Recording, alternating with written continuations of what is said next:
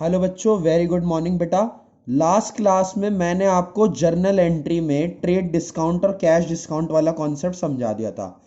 आज मैं आपको कॉन्सेप्ट समझाने जा रहा हूं बेटा गुड्स एंड सर्विस टैक्स का, यानी जीएसटी का कॉन्सेप्ट मैं आपको सिखाने जा रहा हूं।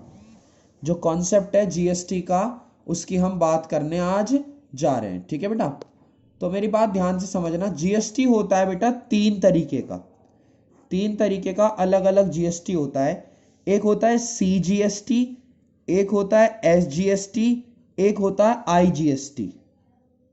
सीजीएसटी का मतलब है सेंट्रल जीएसटी, यानी जो सेंट्रल गवर्नमेंट टैक्स लगाती है उसे सेंट्रल जीएसटी कहते हैं। जो स्टेट गवर्नमेंट लगाती है उसे स्टेट जीएसटी कहते हैं। जो दोनों का मिलके बनता है, यानी अगर हम दोनों को साथ में प्लस कर दें तो वो होता है इंटीग्रेटेड जीएसटी। ठीक है बेटा, वो होता है इंटीग्रेटेड जीएसटी। अब मेरी बात ध्यान से सुनना। सेंट्रल गवर्नमेंट के द्वारा लगाया जाने वाला सेंट्रल जीएसटी, स्टेट गवर्नमेंट के द्वारा स्टेट जीएसटी, और इंटीग्रेटेड के मतलब दोनों का कॉम्बिनेशन इंटीग्रेटेड होता है। अब मेरी आगे बात सुनो। जीएसटी में दो बातें हैं। जब हम परचेस करते हैं जब भी हम कुछ परचेस करेंगे बेटा, तो हम जीएसटी लगाएंगे इनपुट जीएसटी। कौन सा GST? Input GST.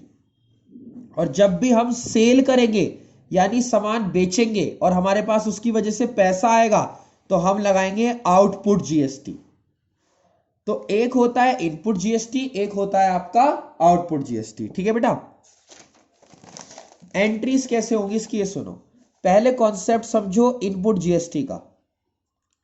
Input GST में एंट्री ऐसे होगी, आप कुछ परचेस कर रहे हो तो परचेस तो डेबिट होता है, परचेस अकाउंट तो डेबिट होगा। टू, आपके पास से कैश जाएगा या फिर आपके क्रेडिटर बनेंगे। ठीक है बेटा, आपके क्रेडिटर बनेंगे। जितने भी जीएसटी होंगे वो इनपुट जीएसटी के नाम से डेबिट होंगे। अगर सीजीएसटी है तो सीजीएसटी, एसजीएसटी है तो एसजीएसटी। कई बार क्या होता है, क्वेश्चन में दोनों दे रखे होते हैं। ठीक, कई बार क्वेश्चन में दोनों दे रखे होते हैं, 6% के हिसाब से मान लो दोनों दिए हैं। तब क्या होगा? तब होगा बेटा परचेस अकाउंट डेबिट, यानी परचेस तो डेबिट होगी, इनपुट सीजीएसटी डेबिट। ठीक है, और इनपुट ही एसजीएसटी डेबिट, दोनों डेबिट हो जाएंगे। और टू में आएगा बेटा क्या? कैश या क्रेडिटर, जो भी आप बनाना चाह रहे हो। ठीक है बात। अब मान लो अगर केवल और केवल इंटीग्रेटेड जीएसटी है तो केवल इंटीग्रेटेड जीएसटी है तो इनपुट आईजीएसटी केवल और केवल डेबिट होगा। अगर केवल इनपुट आईजीएसटी है तो इंटीग्रेटेड मतलब दोनों का मिला के, और टू कैश या फिर टू क्रेडिटर्स। तो ये तो बेटा परचेज का खेल है, यानी ये वाला खेल तो आपका परचेज में यूज होगा। अब सुनो मेरी बात, अब इसी खेल को समझते हैं सेल में क्या करना है। सेल में वैसे क्या एंट्री होती है? कैश डेबिट या बनते हैं आपके डेटर्स। कैश डेबिट होता है या आपके बनते हैं डेटर्स। अगर आपने उधार बेचा है तो डेटर्स बनते हैं। और टू बेटा आपकी जाती है सेल्स, यानी सेल्स आपकी इनकम इसलिए क्रेडिट होती है। तो यहां पर आएगा बेटा आउटपुट जीएसटी। क्या आएगा? Output GST. आउटपुट जीएसटी में भी वही बात, अगर मान लो क्या नाम है डेटर्स या कैश तो डेबिट होएगा ही होएगा।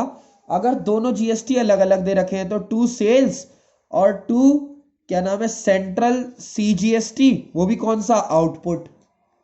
और अगर स्टेट का है तो आउटपुट एसजीएसटी। ठीक है बेटा, तो ये आउटपुट का डिपेंड मतलब आउटपुट जो है वो सेल्स के अंदर आती है इनकम के फॉर्म में।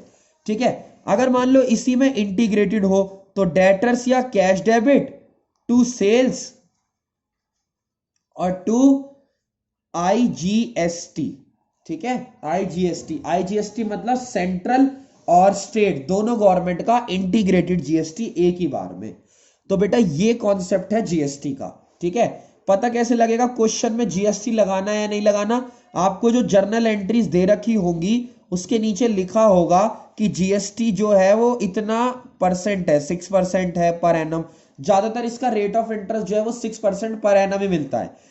अब देखो अगर दोनों है आईजीएसटी दे रखा है तो केवल 6% निकालना, वो मैं आपको क्वेश्चन करके दिखाऊंगा। और अगर सीजीएसटी और SGST दोनों अलग अलग दे रखे तो उनका अलग अलग 6% लगेगा।